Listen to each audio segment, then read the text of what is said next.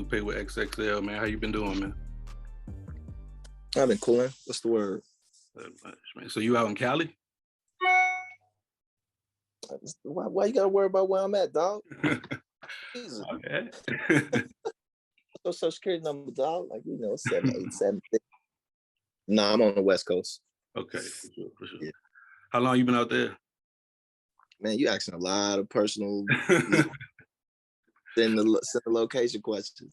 Okay. I'm not getting too serious, man. I'm just trying to get a feel for your vibe right now. Nah, I just try and stay as low key as possible. Sure. Like people run up in people's cribs out here. Oh, definitely, definitely. So that's all. Just trying to keep them safe. Mm-hmm. For sure. So I hope this question isn't too personal. What's the average day like for Lupe Fiasco these days, man? I don't know. I don't want to know what times you go to the bank or anything like that, but just something in general. You sound like a hitman right now. You're like, yo, what you living at? So what's your daily comings and goings? Like, what time normally do you leave the house? And do you take a left or a right at the end of the street? No, man, I mean, days is days, working on different little projects and it's a lot of just basic work. The work side of being a rapper, you know what I'm saying? Emails, phone calls, creative discussions and stuff like that. So real domestic and real boring, as they would say. I was gonna say, do you enjoy any part of that?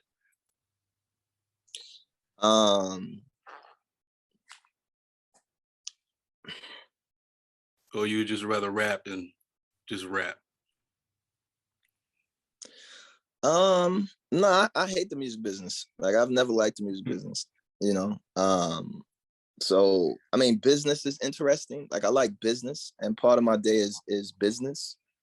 That has kind of like little or nothing to do with rap, but the music business has always been like a thorn, in my side, because it's so messy. A lot of different kind of like agendas and scandals and scams and stuff like that. Not all of it, but like a majority of it. You feel me? So it's like it's not something that I like to kind of like spend my time with or entertain. So I just try and like get it out the way. So is you can't just rap. You know what I'm saying? Like, that's a myth. You can't just rap and not be in the business. Especially when you're rapping for the business, So I mean, let's get into the rap, man. I mean, it's been 4 years since you dropped an official album, man. Why now?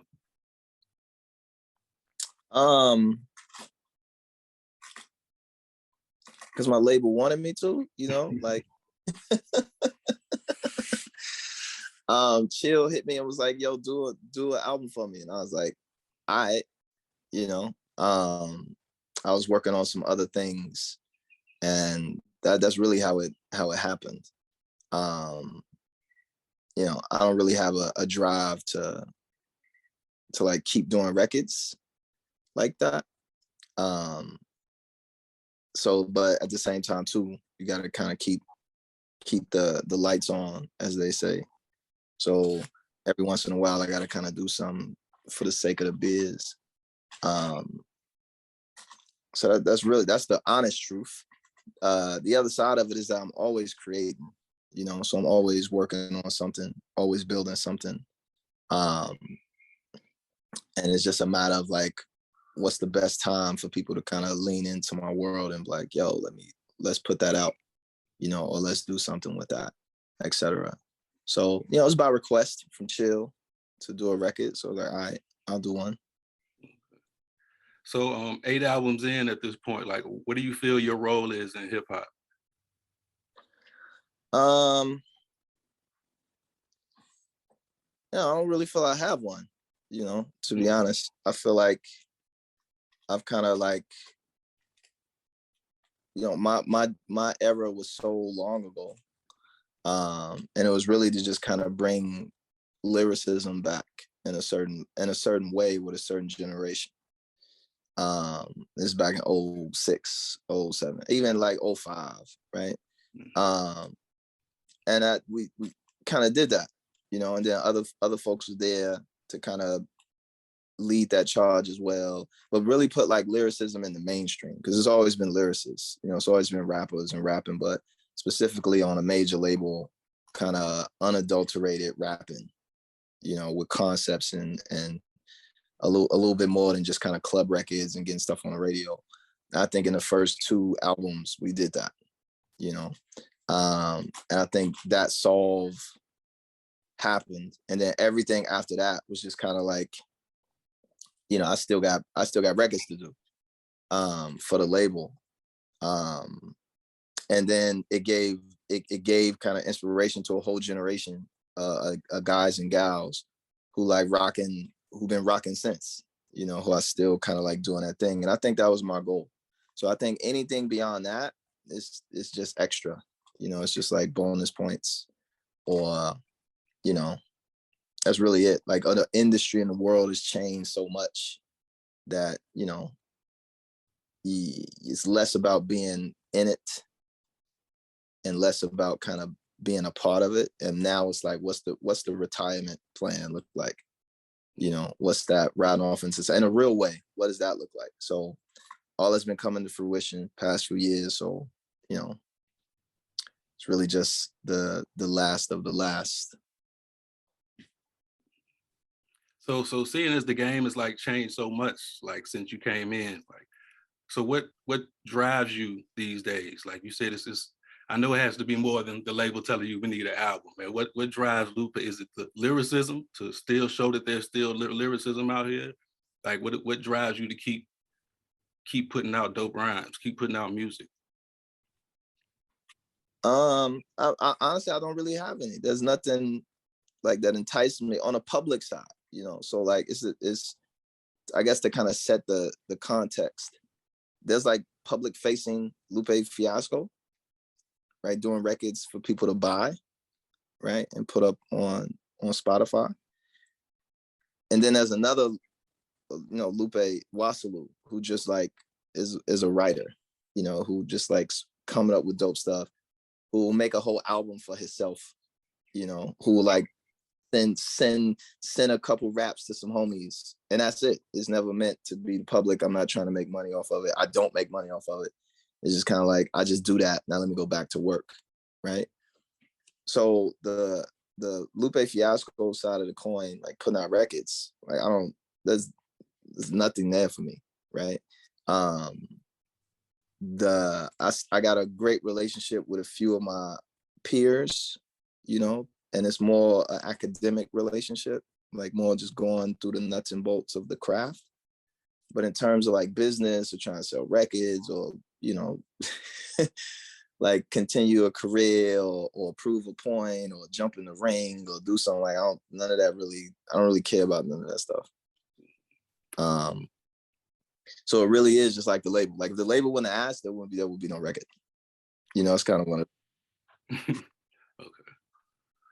So I mean, if we're talking in movie terms, you've had like a interesting story arc in your career. Like you've been the young guy that became successful. Like you've had issues with the label and been down, and come back up and been successful again. I mean, if you're a Kid Cudi fan, you might consider Lupe a villain in this movie. Like, so if there was a film character, what would you compare your career to? Who would it be?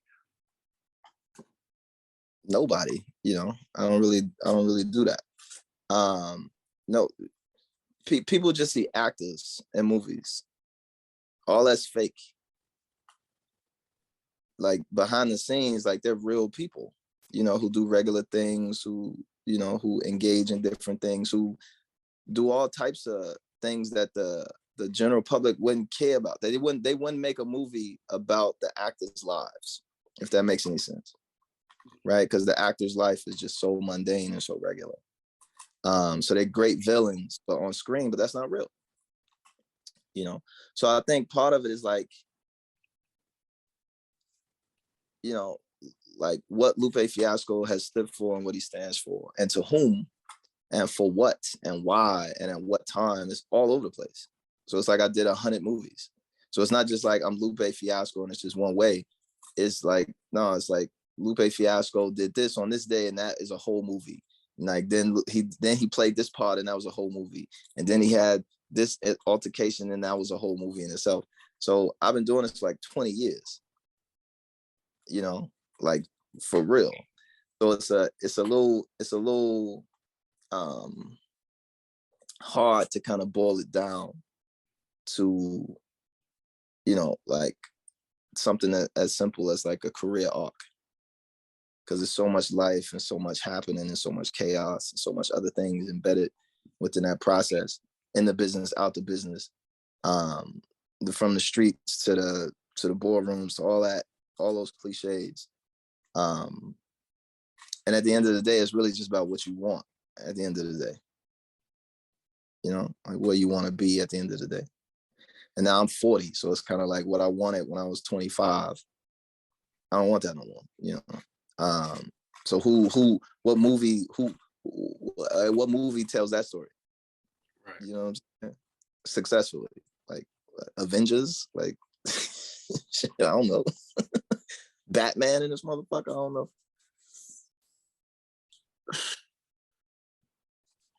All right. So this year marks on the 15th anniversary of the XXL freshman class, man, which you were a part of.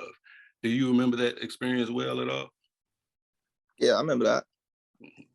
What do you remember most about it? Probably meeting Boosie. And Boosie was like, yo, my son, he's like, yo, my kids, he's like, yo, my kids listen to Kick Push, man. You the skateboard rapper, right? I was like, yeah. Yeah, that was the memory, meeting Boosie. I was a big fan of the South for Boosie, and I was kind of getting to meet him. Then that was our first interaction was that. He's like, yo, my son listen to Kick Push. I was like, okay. So have you kept up with any of the classes over the years? Who was in my class? Nah.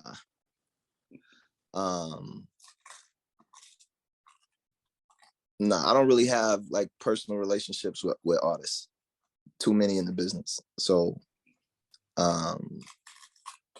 keeping up with people is probably not in my biography. But from that class, nah, nothing beyond like saying what's up on Twitter or something like that. I mean, as an elder statesman at this point in hip hop, man, what do you think about the current crop of rappers overall? I don't know. I don't really listen to rap, so I kind of don't know what people are doing. Like I've listened to things that people's who careers that I follow, but they're not new, you know. And then what do you consider new? But yeah, I don't really listen. I don't really tune in just on the strength of like, you know, like I'm happy that they're doing what they're doing, you know, but I don't need to be a part of every single situation. You know, I don't need to have a comment on, I don't need to listen to everybody's record, you know, as long as you're successful and you're happy, and that anybody you meet that has met me, you know, one of the things I ask like, yo, how you doing? Like, you good? Like outside of this shit, is how are you as a person? You know, how's your situation going? Are you happy? Are you, you know, whatever, basic shit. I don't really care about their music, you know, and what they're doing, because music comes, it goes, it changes, it's theirs, it's not theirs, it's responsive, it's reactionary, it's all of those things. At the end of the day, you know, when I look at my fellow peers in this craft, I'm just more concerned with their well-being, not how their new record, you know. I mean, you say you kind of, like you said, you kind of removed from the music industry. You won Grammys, you won a Grammy, you've had platinum and gold records. So what is success to Lupe Fiasco in 2020? In 2020 or 2022? 2022, I'm sorry. I don't know, man. Like a lot of that stuff is, you know, a lot of it's smoke and mirrors, right? So a lot of the things that we consider to be the trophies of our craft, which weren't really, I mean, we tapped into it, but they weren't built for us. You know, it wasn't built for rappers. No, platinum plaques weren't built for rappers. You know, Grammys weren't built for rap. You know, Grammy Academy been around for 50, 60 years, you know, and didn't even let rap in until a certain point in time, right? So we kind of we got invited into those situations, but those aren't really ours. Even though rap dominates now, but I think it dominates for a different reason, because it's most popular. But a lot of that's smoke and mirrors. You know, a lot of that's like, because I know what it took for me to get my Grammy, and I know the shenanigans that go into selling records, you know, and I know what goes into, you know, it's like 50% music, but everybody can do the music. So that's not really special. What makes it interesting is the other 50%, you know, that a lot of people don't have an understanding of what it takes, what it means. So somebody can come with an arm full of them shits, and you just like, I know what happened to get those. You know, it's for some artists who don't know, and they're not really in tune with how this business works. Or they're just tunnel vision on, you know, they define those things as success, and that's what they go for. But I know what those things, how they get it, you know, how the finagling and the politics and all of that goes into that stuff. It doesn't take away from it or the achievement, but it definitely gives you the other side of the story, right? And, you know, I look back on a lot of that stuff, it's kind of like, oh shit, that was kind of a waste of time, you know, trying to chase that, you know, trying to do instead of focusing on your craft, you tried to focus on, you know, being invited into the in crowd, you know, or you trying to cater to the NAACP to get an image award or some shit like that, right? And then they denominate you because of something you said that ain't got shit to do with them, you know? And then 10 years later, you're sitting with the head of the NAACP as peers and having a secret Illuminati conversation with this dude. And you're just thinking like, yo, that image award shit don't even really matter. You know, it's like a commercial to raise funds to go do the real shit, right? To go do the real work of the NAACP, or to go do the real work of the Grammys. So it's really like marketing. And it's like, well, how if that's the case, then like, how's that really substantial to your craft and the things that you create? If it's a fundraiser. And the goal is to get the most popular people in the room at the time, not the most creative.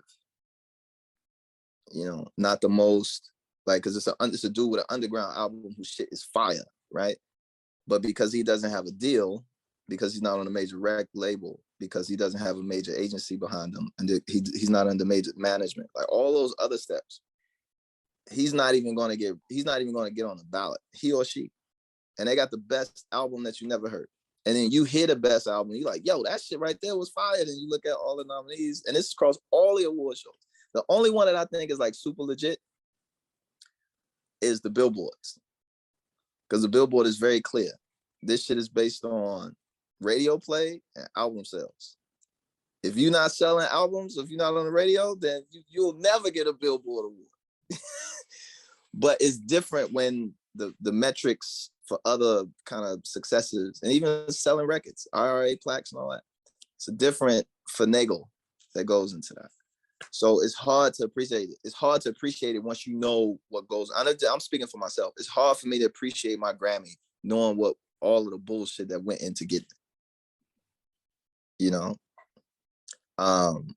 No shot to the Grammys. Like I think the Grammys and they're an amazing organization, but they also have to play the game, you know, to get the money to finance the programs, to go give loans to a guitar player who broke his hand, right? Who plays in a club somewhere in New Jersey, who none of us have ever heard of, who's a member of the Grammys or a member of the Academy, and he can't play. He lives check to check, gig to gig, and he broke his hand, so he can't play. So he can go to the Grammys, and I want to keep saying the Grammys, like the Academy, right?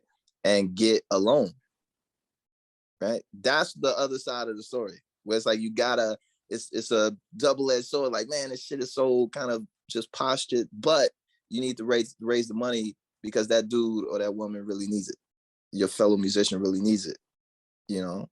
So it's at a certain point, it's hard to kind of manage those situations in your head. But success for me, I mean, is just, you know, I got breath in my body. That's all I really care about. You know? I mean, it's been 15 years, the 15-year anniversary of the Cool. And looking back on that, were you still able to appreciate that success back then?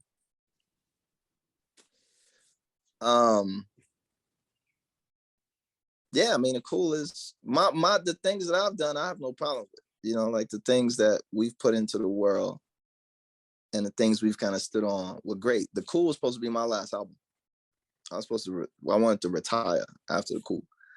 And because right at the Cool, you know, I won't bore you with the details, but like right at the Cool, everything changed.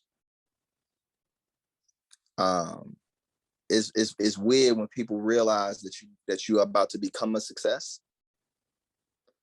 and then you literally have a meeting where they either gonna suck dick or kick rocks, and either one, you know, it's gonna have its things. But if you don't suck this dick, you're done. And you're successful. I mean, like you've proven yourself. Like you've proven yourself musically. I can go in the studio by myself and create hit records that play on the radio that could potentially win Billboard Music Awards for real, right? That can the Grammys is easy, right? It's these other things you can compete. Like you do it for low money, little to no money on very small budgets. You can do it all in-house. Like you could do everything that the music business requires you to do. And go and you sell records. You go have that meeting. I'm like, you gonna suck this dick? It's like, nah. Then your shit's done. And it don't matter. It's funny when you reaching success opens you up to a whole new level of danger. You know, and I got to see that with the Cool. I was like, fuck all this. You know? But in terms of just what it means, what it separate its commercial pieces and its commercial success, and I don't think people appreciate this because they can't understand it. What that record meant for like people, right? Like fuck a business, fuck selling records, fuck doing interviews, fuck magazines, fuck all that. What that record meant for particular people who come up to me to this day, I'm like, yo, that record changed my life. You know, that record saved my life. That record gave me so much self-esteem and gave me so much self-confidence to be comfortable with who I am. Or that record educated me on the bullshit and it reinforced that I knew that I was right. I knew this shit was some bullshit. And that record reinforced that one song or this song, that song, blah, blah, blah. Up and down the record. Records that people don't even fuck with. Niggas was like, yo, that beat garbage. Yo, this shit is that. This shit is that. I have a kid come up to me like, yo, that shit changed my life. So now I gotta contend with this nigga who think this shit garbage, with this kid who changed his entire life, who was at that crossroads. And it's like so I can't fuck with the dudes who are saying the beat was garbage, but guess what? Them the niggas that's in the industry. Hip Hop You Saved My Life was their record for me. I'm sure you've heard that before. Yeah, it's in the title. Now I was going to say not to be cliche, but yeah, that was definitely that. It was that. And True to Alert was for other people. The Coolest was for other people. You know, Hello Goodbye was for other people. Like it's a deep, meaningful record. The first two albums, and I don't want to discount Lasers either. First two records meant a lot to a lot of people. And because you can't measure it, because you can't count it, right? Because you can't attach a spin or algorithm to it, to the human condition. It's hard for people to think like, why does this nigga still have the presence that he has? Or why does this dude, because he's not putting up these numbers, but we are putting up the numbers. Everything's multi-Grammy nominated, this, that, and the third. But because it's not in the club or it's not in the radio. But it's like, we are on the radio because Superstar, but people like, nah, fuck all that. You're not on the radio like we talk about. You're not on our radio. You know what I'm saying? You're not on where hip hop lives in the ghetto and shit. It's like, I'm not trying to be on that shit. So back to this piece about success. Yeah. I think the success of what I've been able to accomplish. And I think Apple Music, for some reason, whoever wrote that bio said it perfectly. And we can move on from this. There was like Lupe Fiasco is an underground rapper with a mainstream career and a mainstream rapper with an underground career. So he's able to play in both. And that underground isn't like some backpack ass cafe in the Bronx. He can play to people's hearts and souls and the shit that really matter. But he can also do the flashy, shiny suit shit too, and achieve success in both. But we live in a world that only really cares about the mainstream shit. So take that. So moving on to a different subject, man. You've been heavily in the martial arts for the last few years, man. What exact discipline are you into? I've been doing martial arts since I was 3 years old. Okay. I just let people see it the past few years. But I mean, we've been doing karate and judo and aikido and iaido and ninjutsu and kung fu and wushu and tai chi. It all comes from my dad. He was a martial arts master. His whole life was dedicated to the martial arts and the projects in Chicago. So he had his first karate school right by the projects, and teaching kids in the community. Was able to build up a bunch of amazing senseis and students. This back in the 70s, you know, dangerous dude, military guy. And that was our family business. So when we came home from school, we went to karate class, you know, and we stayed at the karate. We stayed there, you know, like I mean, my dad, he lived in a karate school for a period of time. But I mean, I wasn't leaving school and going hanging on the block. You know what I'm saying? I wasn't leaving school and going, you know, to basketball practice. I was going to the karate school that my dad owned, you know, and like just was in there all day playing with all type of different weapons and ideas and concepts. So yeah, but recently it was just like, you know, I felt it was kind of important to kind of let people like see like, oh, I'm in this too. But people thought they think it's the weirdest shit in the world. So it's kind of like, damn, I shouldn't have showed you niggas nothing. I should have kept that shit to myself. But to the people that it inspires, you know, and to the people that it reinforces those traditions too, I think it was worth it, you know? Right. It's like a mixed bag. Like some people see you doing your thing and it's like, wow, what the hell? Then other people see it, it's like, whoa, he's really into it. Like he knows what the hell he's doing. So it's a cool thing to see. We've been dealing with that for years, man. We had all the karate schools were in the hood. So we would be these karate kids running around karate uniforms, niggas who walk around, they gangbangers and shit. They look at us like, look at these weirdos, you know, these weird kids. And they're trying to reach, get their ass beat. Then it'd be like, oh yeah, let's leave them alone, you know. But it was really like, you know, we running down the street in ninja suits in the ghetto. You know, it is weird. I'm looking at like, this shit's weird. Like, this is weird. This is very, very weird. But, I mean, there's nothing like it. It's the most beautiful shit ever, you know? And so, born into it, probably died doing it. Like my father's instructor is still alive. I think he's like 80, 88, or 80, something like that. And I went to go visit him during COVID recently in Chicago. And old Korean dude, beast. And he was like, man, I'm gonna die on this mat. You know, so when I think about the last moments or the trajectory of my life, it's not rap. You know, it's like probably down that mat, you know.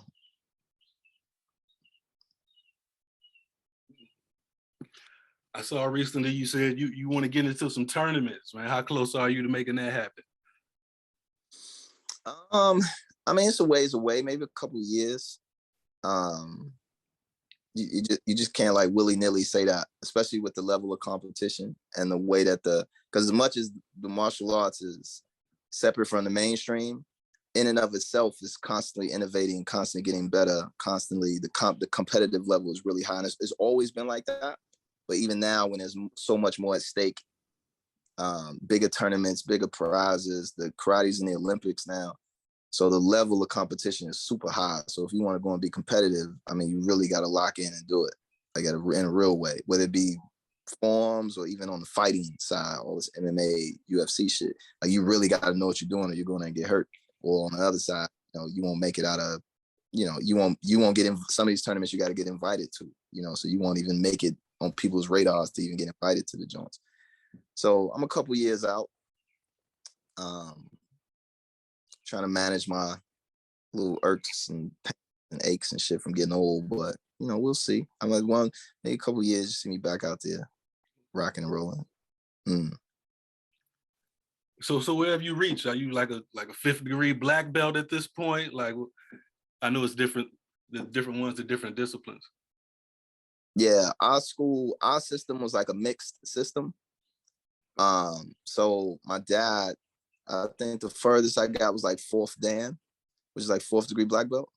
But I was like a junior black belt. But it really don't matter. But it was kind of like a junior black belt. And I stopped training to start rapping when I was like maybe 17. So I never got into martial arts as a quote unquote adult. I always trained and kept up certain things, but not like how every day, every other day, going teaching classes and stuff like that. So the highest I got in our system was 4th degree black belt. And then I got black belt equivalents in like different arts and different stuff like that, because we were doing it. We knew how to pass all the exams and do all the tests and pass everything. So it wasn't hard to get a black belt, but a black belt's just the beginning. You can have a black belt on your waist and be a white belt in your mind for the rest of your life. So it's really something that is just some cases to separate you from the class. Like the blue belts over there, the black belts over there, but they really don't mean shit. And then in other cases, it's a show of just the quality of the individual who you are. Even if your techniques or your skill sets are they're not the best, but you're the best person, because there's person whose techniques are flawless and amazing and they should be in the movies, but their hearts are rotten, or their minds are weak. So it's really just, the point. I think the goal of a sensei and the goal of my dad was kind of identify and help build up both at the same time. Build up your physical, build up your techniques, but also build up your mind and your spirit. So yeah, we got deep. I got deep. And so now I just wear my black belt. I don't even know what my 4th degree black belt is, but now I just wear black belt. Just keep it easy. But if I ever went and did another school, like if I ever got into like BJJ, I would go back to just being a white belt to learn through that system. For sure. What are Lupe's top 5 martial arts films? Oh man, I can't remember. Tai Chi Master, definitely Bloodsport, definitely Last Dragon for sure.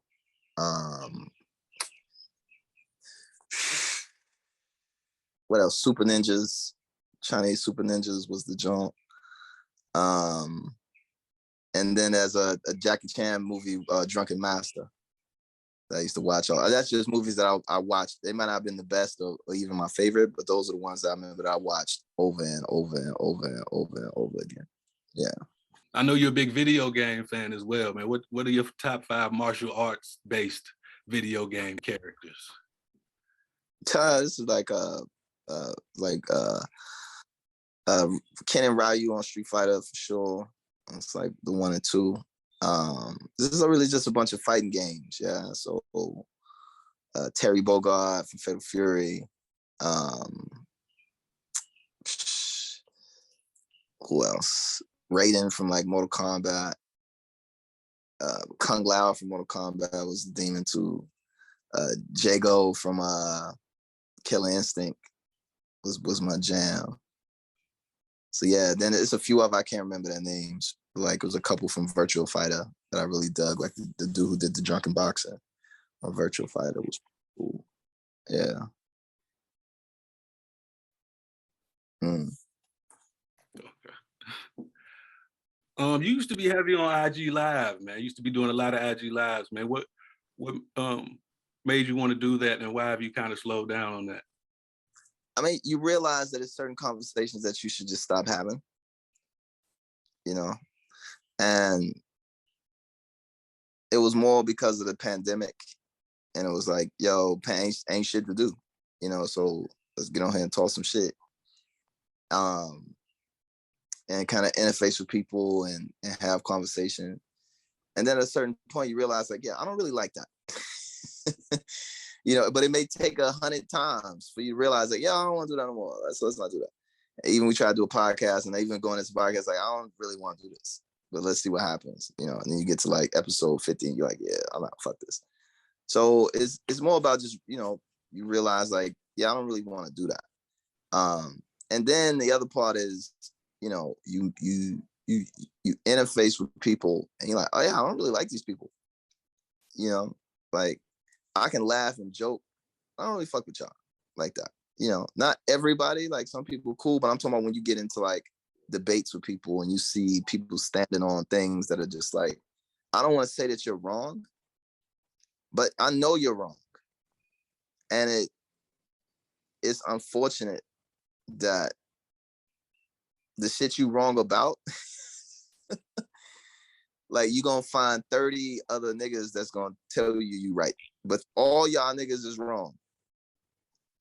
And to know that's what you up against, you just kind of tap out. Just let them have it. Because ain't nothing you could do. Ain't nothing you could really show them or get them to see it in a different way, or more so be open-minded. And a lot of what I was doing was just trying to be a rebuttal, the other side of the story, right? Because people be so wholehearted in their understandings of different subjects or how the world works. And it's like, man, you being real biased. You know, you being real, like, you know, tunnel vision is bigger than that. You focusing on like something that's really, really small. Like the real issue is much, much bigger than that. And what would really take to stop it, you're not gonna do it. You know, so people just like to have fun with the shit that they know they're not gonna do. I don't do that. I just try and be like, yo, let's solve it right now. We gotta go become police officers. Niggas like, nah, fuck that. I'm like, yo, so how you gonna solve this shit then? You know, it's just kind of like, then what do we talk? Then after, once you start having a bunch of those, you're like, this is pointless.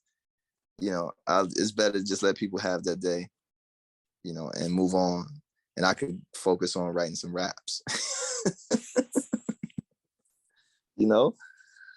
So this is it's the nature of the times, man. Social media got us in a real interesting state.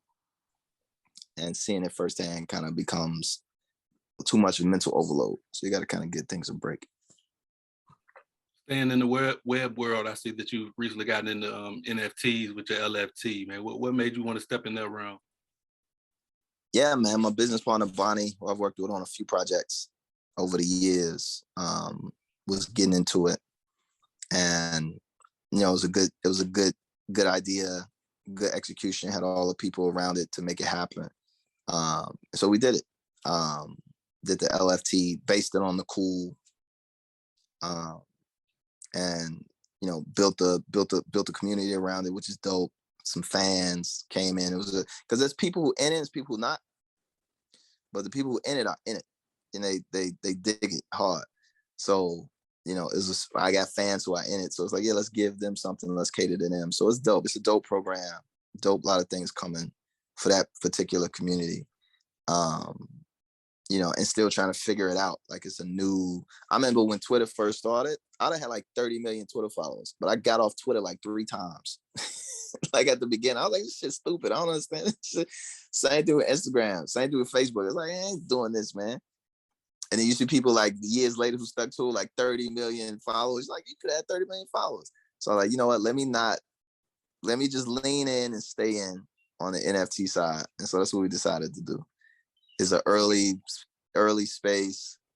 And it's less about the NFTs and more about Web3 and some other a little bit more sophisticated conversation. And what the future of that is, what the future looks like for the metaverse and all that stuff. And, what role or what opportunities do you want to have in that? So it's really just staking a claim to get prepared for what that may be. It may be nothing, or it might be everything. It might be it's inescapable. So just having a presence there is what's important. And it coming from like authenticity and fans and stuff like that. So it's a good look. I'm not mad at it. Have you delved in the crypto space at all? I mean, you have to be in the NFTs. It's built on cryptology. Crypto is like all things. It has its ups, it has its downs, it has its risks. So, the end goal is not to get rich off crypto. The end goal is to kind of create a community in that world, and to get into that world, you got to have crypto. It's a necessary part of to play the game. So, that's that. All right, cool, man. Moving on to this album, man. I really dug the album. It really seems like a love story to Chicago, but you're also very critical of the city on the project as well. It's kind of like a love-hate thing. Was there a specific incident or anything that served as like a catalyst for you making this album? I don't want to gas it up too much, or put things in it that's not there. It really started out when Chill called me to do a record. It was like, okay, what am I gonna do? And it was like, I wonder if I could do an album in 24 hours. And it was like, can I? From scratch. Like all new records from scratch in 24 hours. And that's how it started. Chill hit me. It was like, yo, I need a record. All right. And then hang up the phone. Then I'm thinking like, what should I do? I was like, I don't know what I'm gonna do. I'm gonna do an album in 24 hours. And then it turned into 48 hours. And then it turned into 72 hours. And so it was actually 72 hours, 3 days, to do that whole record. And that was really it. That's really what I kind of cared about. It was like, that was the focus. Like, can I do that? Can I accomplish that? And not just put a bunch of records together, but like actually make records, and to see like what my limit is. Cause sometimes it takes me years to make a record. Some records I'll never finish. And sometimes it takes weeks, sometimes it takes whatever. But it's like, can it take hours? Can it take a day? And so that was my real kind of personal goal, to see if I could do that, an artistic goal, and then see what comes out. And it was like the things that were coming out was like, oh shit. And if you, I don't know how many times you've heard the record or whatever, but the records kind of was recorded almost in chronological order. So as you hear it, it's me recording. Like, oh, I got the intro, now I need to do this record, now we need a record like this, and then at a certain point, you're just doing songs, and you're like, oh shit, this shit's becoming an album, so let me move this here and put this here and put this there. The drill music in Zion actually just comes from a freestyle that I did pulled prior to that. I was like, I'm gonna call my next album Drill Music in Zion. And then it was like, oh shit, I got an album title, Drill Music in Zion, because that's what I said I'm gonna call the next album. So I'm just make that a reality. So Drill Music in Zion. And then just riffing off the title, my sister did a poem for me where she just kind of riffed on all the different avenues and arenas based off the title. And then it's not so much necessarily about Chicago. It's not so much necessarily about drill music. There's one song that kind of speaks to it. But that's the same critique that I've had for that shit since the beginning, right? And then kind of coming to terms with it. But the album's not about drill music. The album's not drill music. It's just the title. And then it's how does that title guide certain things, and what other elements and aspects of it are to be brought out. But I don't want people to look like super deep and start seeing shit that's not there, or knock yourself out and see whatever you want to see. Do that shit too. But I would. So yeah, I mean, it's not really about the city, but it is Because drill music's everywhere now. And drill music, we didn't call it drill music when it was, that's the name that the new generation gave to gangster rap. Because it's the same shit that we've been dealing with forever. Niggas talking about killing other niggas on record. Same shit. And then niggas actually going to do it. You know, so people say, oh no, drill music different because these niggas actually doing it. No, they was doing the shit before. Niggas was dying and shit before. You know, all of our greats are dead. You know, over some rap shit. You know, and then if it's not about rap shit, it was gang shit behind the rap shit or mob shit behind the rap shit. They got niggas killed for nothing, right? And maybe in some cases for something. Like it wasn't like niggas was angels and shit. Like niggas was selling crack, shooting niggas and robbing motherfuckers. It's all type of stories. And niggas, we look at their records and like, man, I grew up to this shit and we bounced to in a club and da-da-da-da. This nigga whooping niggas on the street with baseball bats and shit. So it's like, yeah, some niggas just out here savages. So, you know, as much as we try and like put it on the new, and I recognize this, and that's why I was like, that shit scares me. This 10 years ago, that shit scares me. And you fast forward to today, and it's like everybody dead or in jail.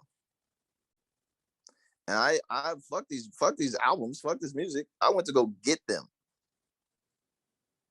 You know, I went to go get Rondo. Went to his mama house. It's like, yo, nigga, let's go. Right? And let's try, like, let me talk to you. Like, do you understand, like, what this is? Because all these dudes are young. It's like, yo, do you understand? Like, what are you trying to be? Like, have those conversations. And it's like, yo, that shit don't work. Because what they're facing and what they're up against is so big and so strong and so, like, ain't nothing you could do but just write raps about the shit. Try and follow it. But trying to save niggas, no, sir. Ain't enough basketball courts and after school programs to stop that shit. That's from a nigga from the streets, from the hood, with real niggas in the streets, telling you straight up, here's the summary of that shit. You ain't never gonna stop that shit until everybody's dead. Right? Ain't no defund the police, gun control. That shit ain't never going to stop. Right?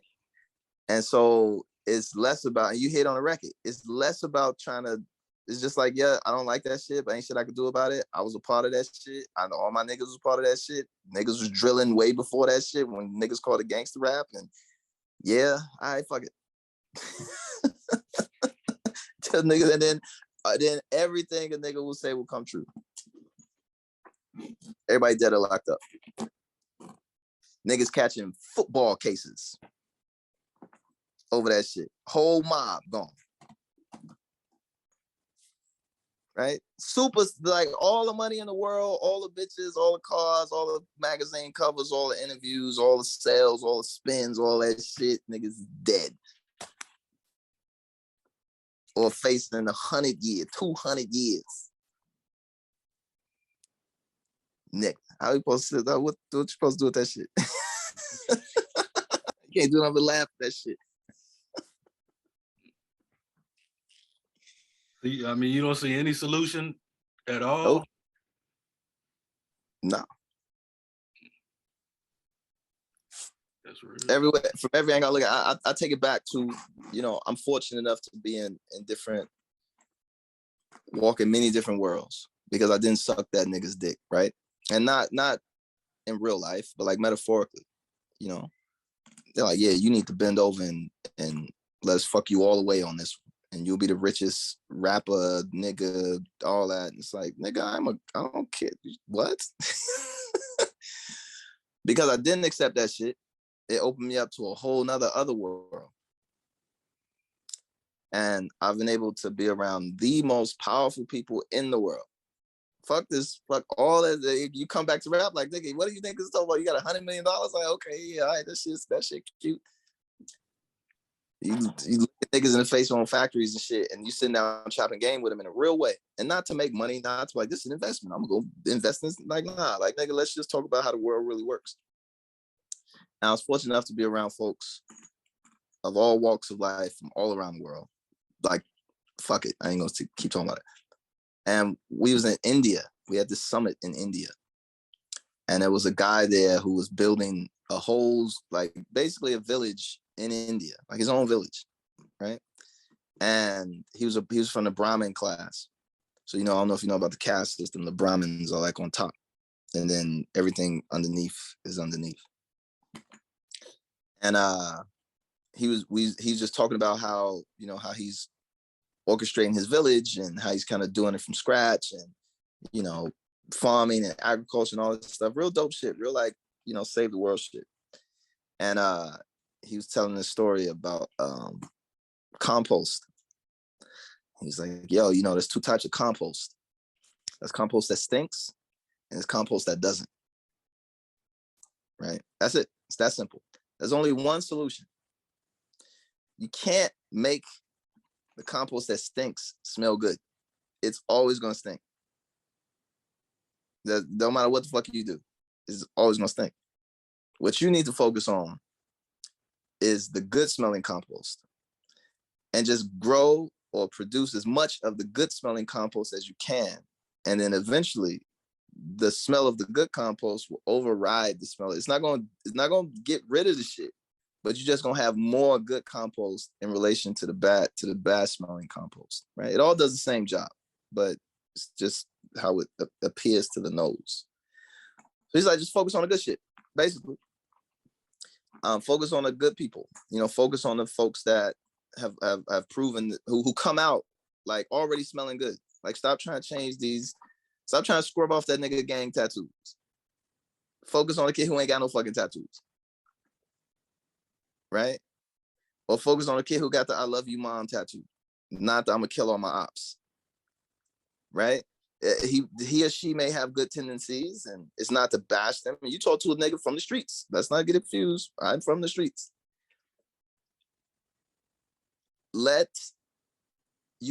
You paying so much attention and spending so much energy into these niggas that you looking over the dudes and the girls and the women and the folk, all the pronouns, who really need it, who really will succeed, who will really take those messages and rock, right? And really go change the world, right? And really go and become, world leaders and world thinkers and all that shit. And they're not going to become millionaires, because it's not about changing the world. It's not about making a bunch of fucking money, right?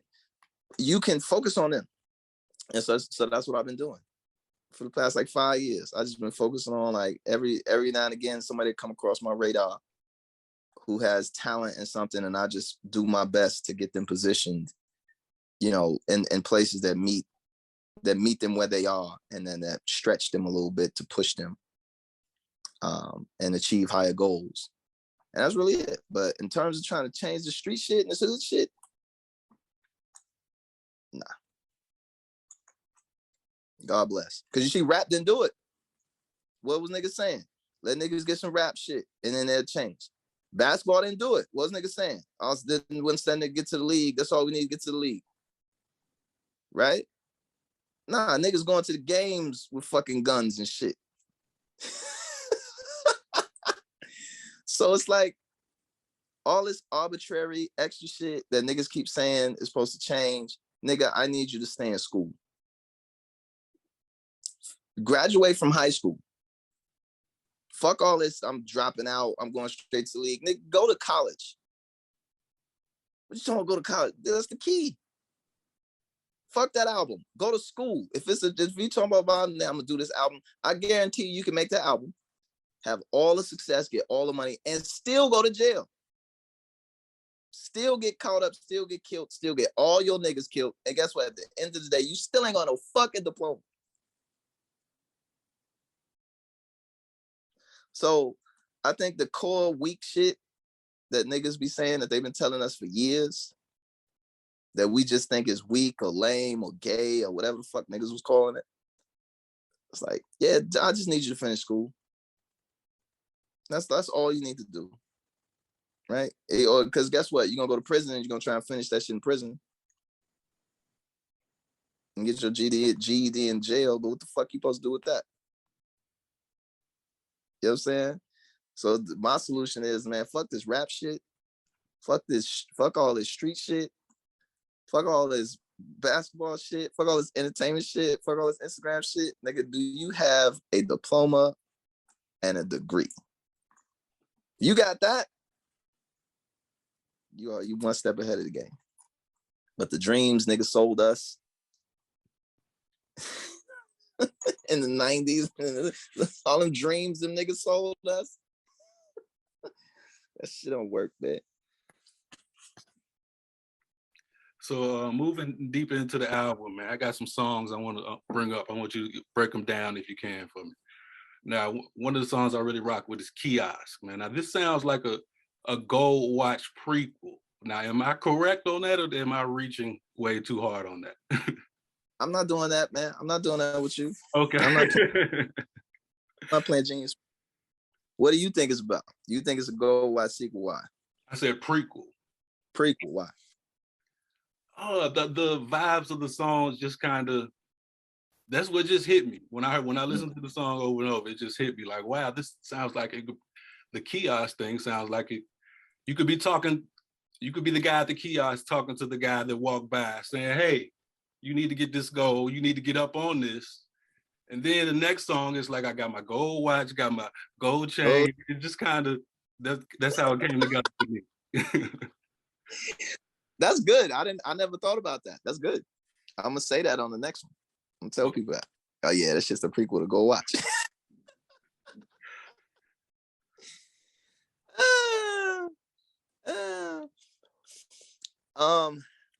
I always say Gold Watch was kind of a mistake. I don't always say that, but that was kind of like a realization. Like I got niggas buying into bullshit. Not all of it. Some of that shit is actually legit, but like Go Yard is bullshit, man. And I remember me and Pharrell went to the Go Yard store in Paris, the store with you know how like they had an address on that shit, Rue Saint on whatever, 900 whatever, blah blah blah. We was in the store, the actual store, and man, they didn't even know who the fuck we was, and was looking at us like we was just rubbish from their blowed in off the motherfucking gutter, bro. It was the wildest shit ever. And I was like, you have no idea. One, I'm teaching a whole generation about that shit. Two, the nigga who's standing next to me will buy this entire store. And I'm like, damn, this is shit I was promoting. That's why I'm West Supreme either. Went in Supreme one day and I treated one of my homies like shit. And I was like, damn, this is the shit I'm promoting.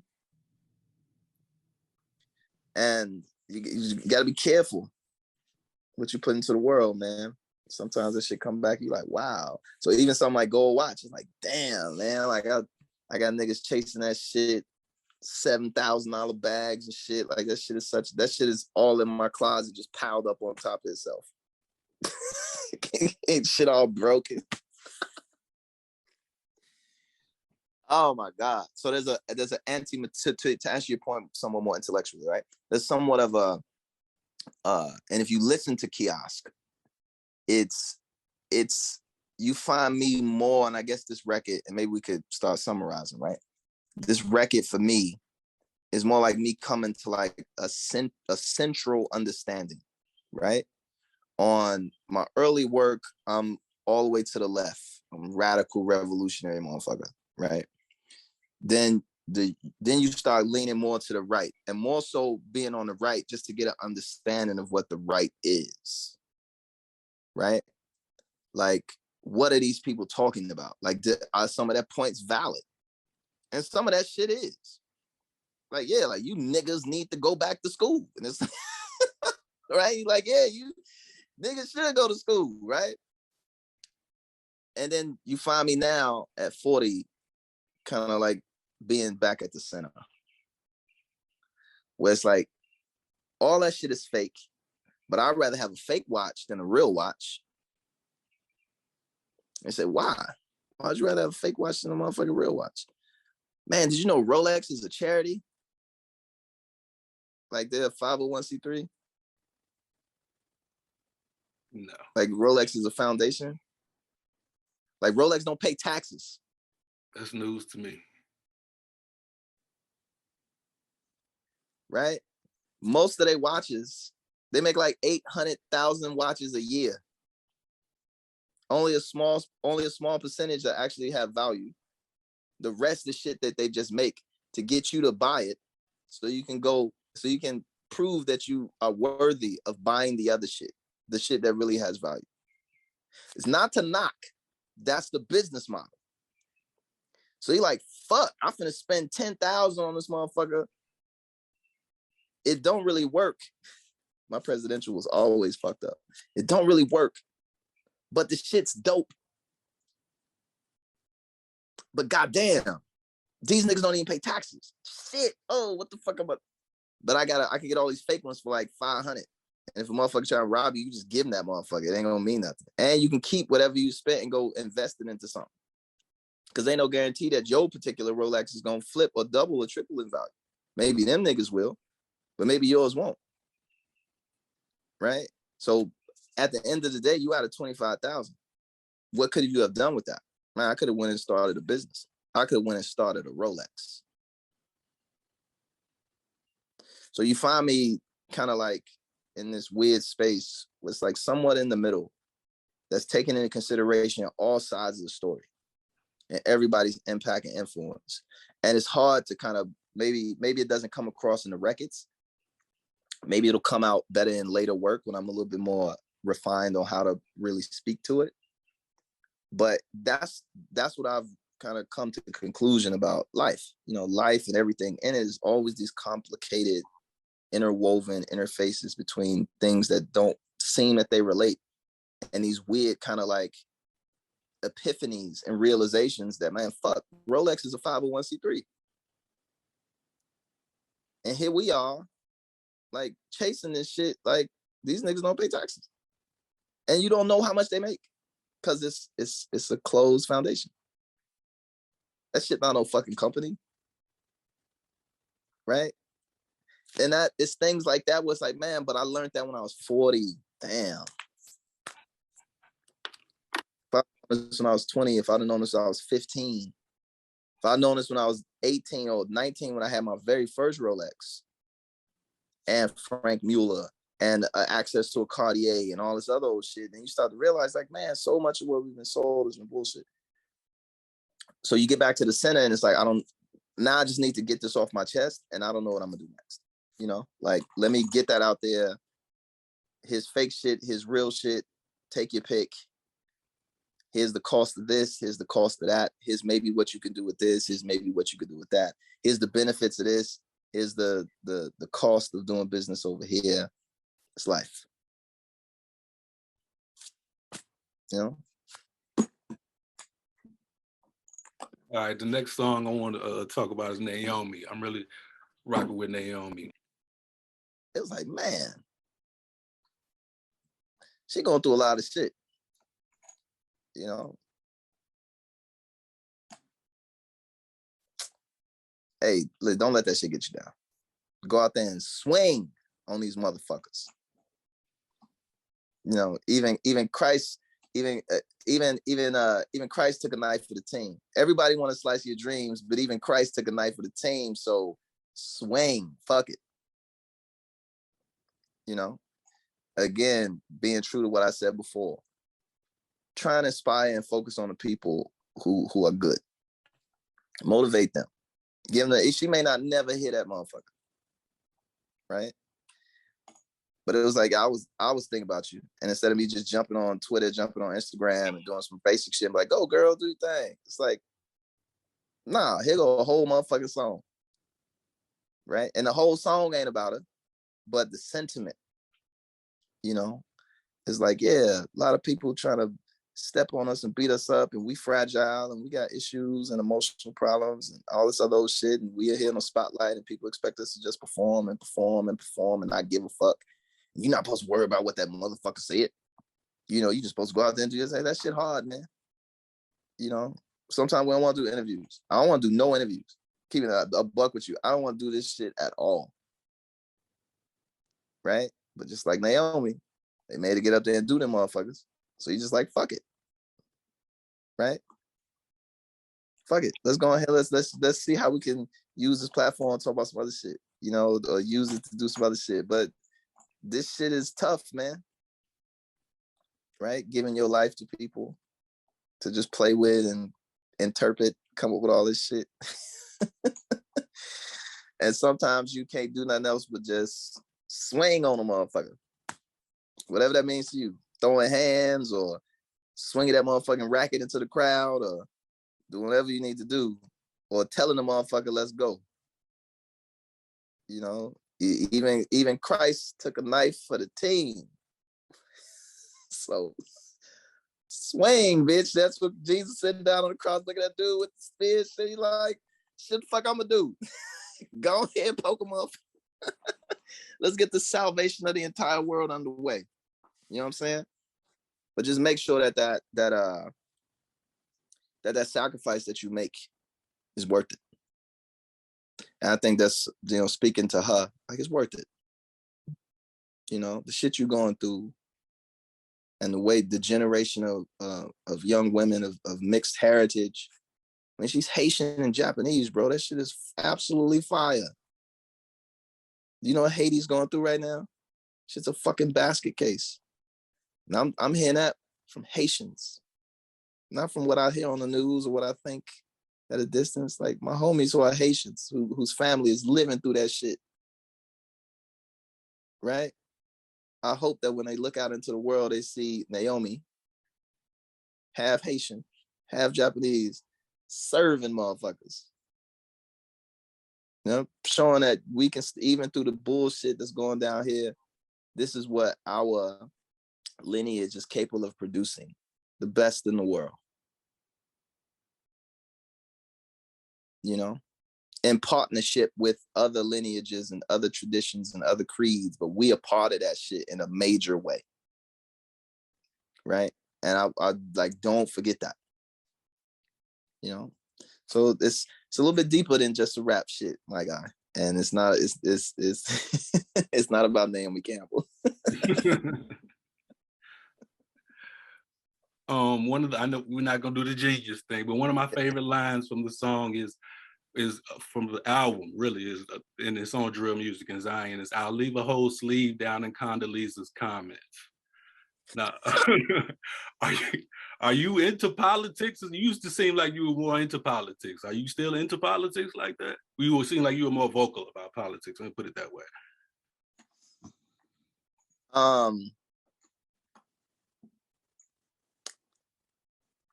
I appreciate that. That's your favorite record. I mean, that's your favorite line. It's really good, right? If I'm interpreting it correctly, yes. Yeah, Condoleezza Rice. But you know, she runs, I think she ran Dropbox and she moved on to another company. So she's been kicking ass outside of all that shit that Hun Bush was into. She came out the world like, you know, it is what it is. I won't focus on that, but I'll tell you a great story that I had. And maybe we summarize, right? Maybe come to the end of this shit. So I just got off tour literally like 2 days ago. I was on tour touring Army bases and Air Force bases, doing shows for the troops, right? And I've done this a few times. And this shit's just way off in the middle of nowhere. Bases way off in nowhere. Some of them close, like some in Hawaii, but you might be in Hawaii one day and the next day you way out in the middle of fucking Alaska. Or in the middle of the desert or the middle of somewhere else. So anyway, the last show that I just did was at this Army base. No, it was at I did an Army base and then I did an Air Force base. So I did an Air Force base and an Army base. So this show was at an Air Force base. And I was always hesitant because of the shit that the blowback that I had politically, right? Talking about president and politics and shit like that. And like I said, because I took the other route, all these other doors, a bunch of other shit closed, but a bunch of other doors opened up. And behind those doors was the world's, like, the people who run the world. Illuminati shit for real. I was like, yep, here we go. And it's a mixed bag, but I was always hesitant because I didn't know how people were going to receive me because of my politics shit. You look me up, you just Google me, politics shit come up. You know, he did this, he said this, he said that. Motherfucker, like, this motherfucker. So I get blackballed a lot in places that I go. So when I got into this other world, I'm thinking like, I'm hesitant, like, man, you on these army bases and shit, you don't know how these motherfuckers gonna feel, and politics, and they tell you specifically you can't talk about politics on your songs and shit, or when you're doing the shows, and I'm like, all right, cool. So anyway, on this base, they were doing a celebration because they had just received their F-35s. So F-35 is the world's leading fucking stealth fighter jet. Kill you from 100 miles away type shit. Flies itself type shit, right? And so they're doing this big celebration. So the commander of the base was there. Now, I've been in rooms full of killers, always. I was in a hangar full of killers. These niggas are killers, right? And I know a killer when I see one, right? Because I've been around killers my whole life. And I'm just like, these dudes room for killers. Like, gotta check yourself. So anyway, we do the show. I meet the commander, meet this other commander, meet this other dude who's training niggas to kill niggas and shit. And after the show, we do like meet and greets with the soldiers, and the commanders is there. So they don't have to be there. The show's just for, people to come out and feel like they back at the crib and hear some raps and shit, vibe, be drinking and shit. It's whatever. Some real normal shit. But the commanders there, they in full uniform. So when we doing a meet and greet, the commanders, they come last. And he was like, he pulled me to the side. He was like, look, man. He said, I just want to let you know something. This just happened 2 days ago. He said, I just want to let you know something. I did a background check on you. They have to even let you on the base. Check your whole shit. He's like, yeah, so I looked you up, man. I seen your politics and, the shit you were saying and this, that, and third. He was like, I just want to let you know that you are who we are fighting for. You are the example of why we do what we do. To go out there and protect your right to say whatever the fuck you want to say. To speak truth to power. Because everybody got a boss. He's like, we got bosses. We got bosses and we follow orders, etc. But at the same time, too, you know what I'm saying? Motherfuckers got opinions on shit and how feel shit should go, especially since it's our lives on the fucking line. Right? And he was like, we don't defend. He's like, the president is in that chain of command, but we don't answer to the president. We don't answer to no politicians. We don't answer to none of that shit. He's like, we answer to the Constitution. That's our boss at the end of the day. And what that shit says is what it is. So if the freedom of speech is that motherfucker, he's like, listen, he's like, he said to the effect of like, man, you're the walking, talking example of why we do what the fuck we do. And we appreciate you. Thank you. Right? And that shit fucked me up, bro. Because for fucking 15 years, I had motherfuckers tell me I ain't shit 16 different ways. Right? That I don't know what I'm talking about. Like, you shouldn't be doing this. Like, you supposed to have some grace. You supposed to do this. You can't come perform here. You can't do this. We're not playing your records no more. Right? When all that to say, at the end of the day, the niggas who actually out there on the front line pulling triggers to protect you, your ability to go to McDonald's and shit, is telling me, like, nigga, you're the reason why we do this shit. You. Shit fucked me up. Right? This the head of the base. This ain't some corporal or some, some fan. This motherfucker don't know me from Adam. So when you see, again, coming back to that center, when shit like that happen to you, man, it reframes or recontextualizes the stuff that we do, why we do it, who we do it for. And then what's the goal? What's the success? Is that success? That sounds like success to me. Right? Is anybody gonna care about that shit? No, is 100 people gonna tell me like, fuck that dude don't know what you're talking about. I'm like, this nigga flies the most powerful jet in the world, kill everything around here in 30 seconds or less. The fuck are you talking about? What's an infrared dot to a whole .gov? Another one of my, another one of the lines I rocked with. You feel me? Niggas trying to shoot at you. This motherfucker could bomb this whole place. Who we supposed to pay respect to? Who we supposed to listen to? Who you think got more of an insight into what's going on? So what story do you want to tell? What games do we want to play? You know? So on the politics side, man, I always say that I had some regrets, but then it opened my eyes up to so much of the other side of the story, you know, that it's like I wish I would have said more, because I'd probably been another door probably open up and it'd be a whole nother bunch of motherfuckers to be like, hey man, come on and could play poker with us or some shit. You know? It's weird. You gotta be careful with that shit though, man, because it's, you know, you asked me earlier, you know, have I kept in touch with anybody from the first class, the XXL class, and any of the other classes? And one of the reasons that I don't or can't is because a lot of niggas managers and label heads and A&Rs said don't fuck with him. That nigga's toxic, that nigga's poison, that nigga's this, that nigga's that. So don't fuck with him. So it's a lot of niggas that ain't in my phone. You know, a lot of niggas like, nah, he said this shit about the president. We ain't fucking with him in real life. You know, so you win some, you lose some. All right, good. Man, about to wrap this up. I got one more question. I know you're ready to get off here. I got one more question for you. Since we were talking about lines, you brought up that other line. One of my favorite lines that blew my mind was on Fold Now.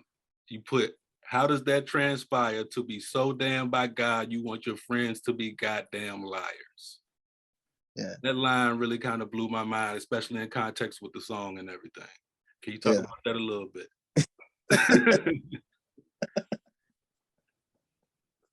Can you just talk about how fire that line? If you don't want to provide, can you just talk about how fire that line? I mean, the line is very unlike other shits, right? You know, unlike what's the title of the song about? You know what that shit is about. You know, to be so damn by God, you want your friends to be goddamn liars. You hear it in the chorus, man. I wish these niggas was liars. I wish that drill shit was entertainment.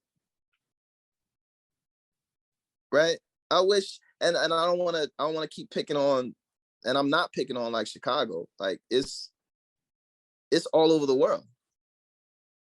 Niggas drilling and killing all over the fucking world, B. Right? In copious amounts. El Salvador's off the fucking chain. If you think that shit, niggas from El Salvador will move to motherfucking O Block, nigga. Just like, yeah, this shit safe around here. Right?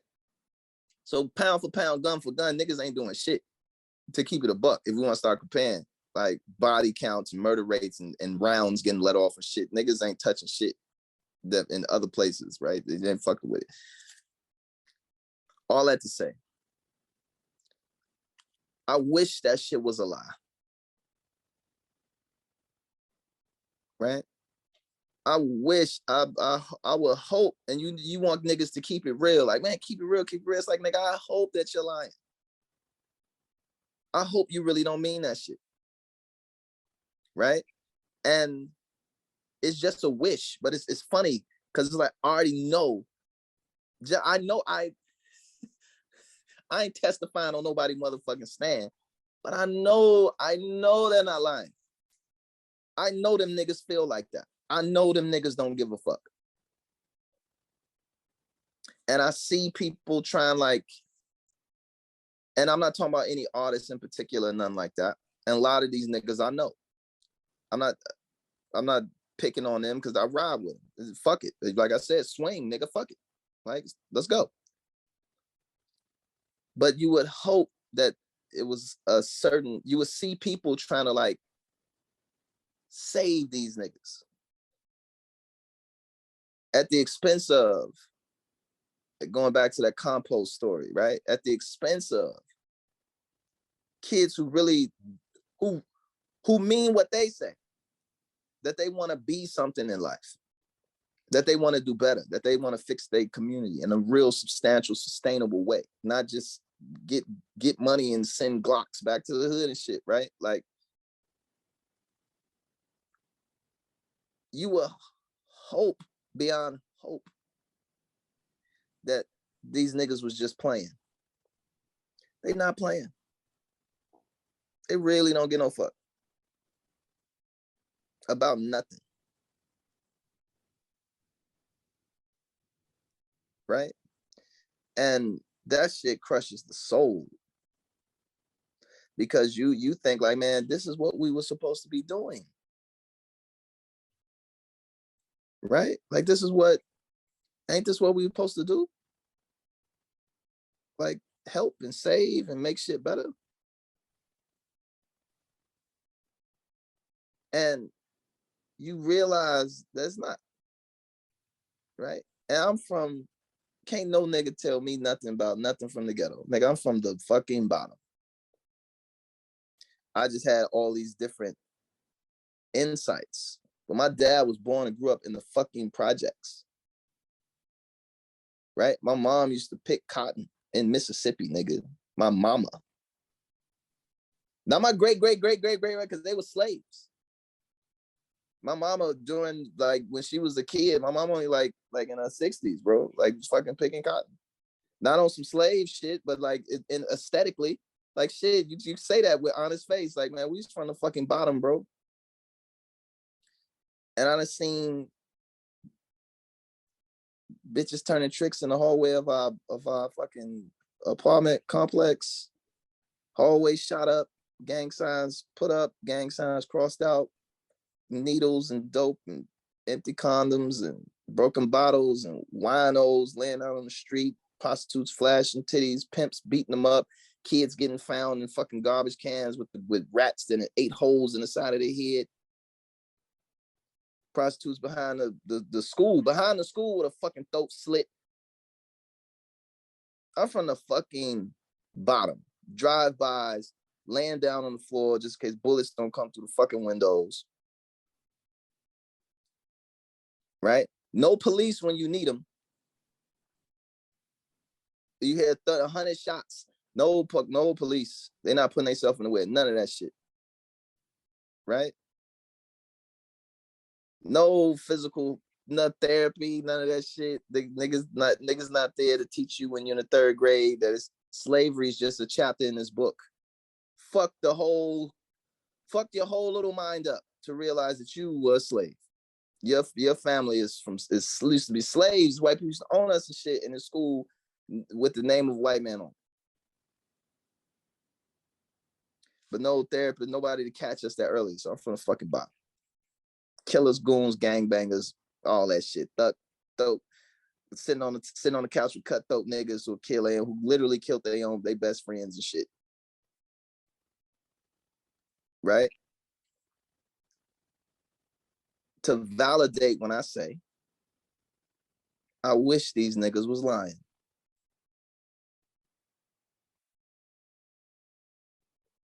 You know, I wish they were lying, dog. I wish this nigga was telling the truth, but they telling the truth.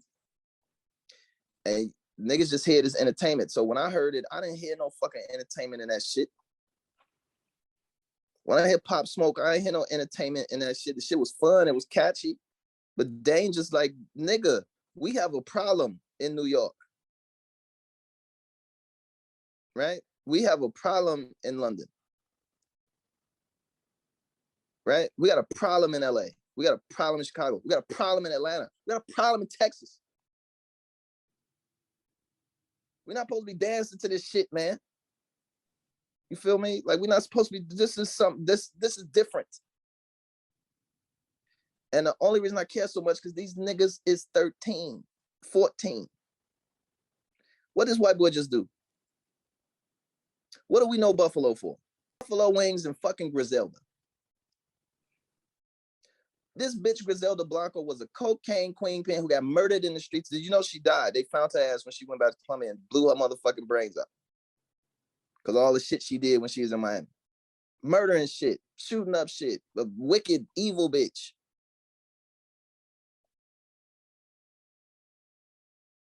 Right?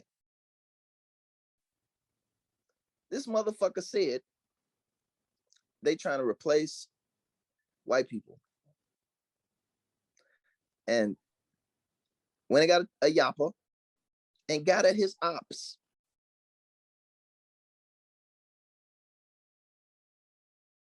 It don't sound right in that language, do it? It sounds too familiar. Because if he'd have said that shit, I went and got the yapper and I went and got at my ops. Y'all get at y'all ops. What's the problem? I'm just getting at some ops. They killed 10 people, old ladies and shit, stalking them down the motherfucking aisles and shit, gunning motherfuckers down to remove Black people from this world.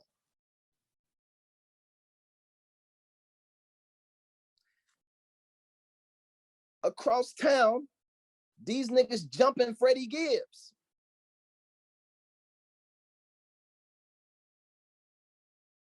How come you motherfuckers went at the grocery store?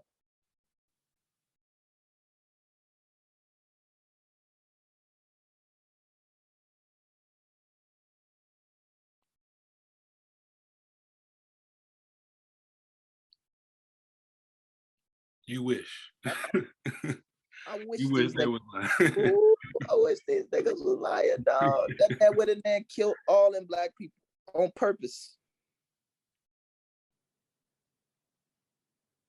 You turn on the radio, what the fuck do you hear? Got the yapper. Go get at my ops.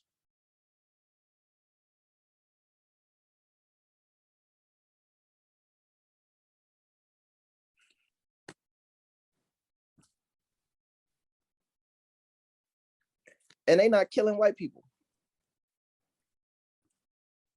They're not talking about white people. Right? They ops not white folks. Unless they white and just so happen to be in the gang. There's a couple white boys out there getting dirty, for real. But they ain't killing, they ain't out to no white folks. When you hit them records, you don't picture no white man running from some niggas with some choppers. What do you picture? Other Black men. Look at all these videos of niggas shooting at each other, getting into fights behind stage, or punching a motherfucker, or killing a nigga because he didn't say something to you. What color they is? Okay, well, look at the cases these niggas is beating, the murders that niggas is beating. I just beat a murder. Nigga who got murdered. He Black. Look just like me. But I beat that motherfucking case though. Fuck that nigga.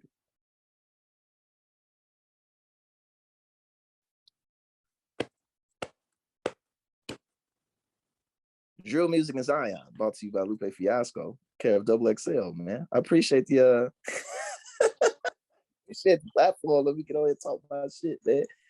But it's not happy times, man. It may seem like it's celebratory time. Let's celebrate the cool 15-year anniversary. Ain't shit changed. We celebrating a fucking dead zombie. The coolest nigga what? Right? That ain't no good album. There ain't no shit to applaud or no shit like that. That was a warning to niggas. And it hurts me so. One of the homies came up to me on stage for the meet and greet at the Army shit. We'll rap on this. One of the homies came up to me on stage and was like, man, hurt me soul, man. I was hurt me soul I vibe with. I was like, man, I wish you didn't. I wish that wasn't your song. You know what I'm saying? Because that's a fucked up song. I hate that I had to make it. So here we are, 2022. I'm 40 motherfucking years old. And I gotta make drill music in Zion.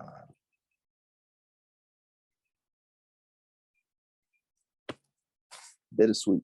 Labor of love and passion. But it's also fucked up, man.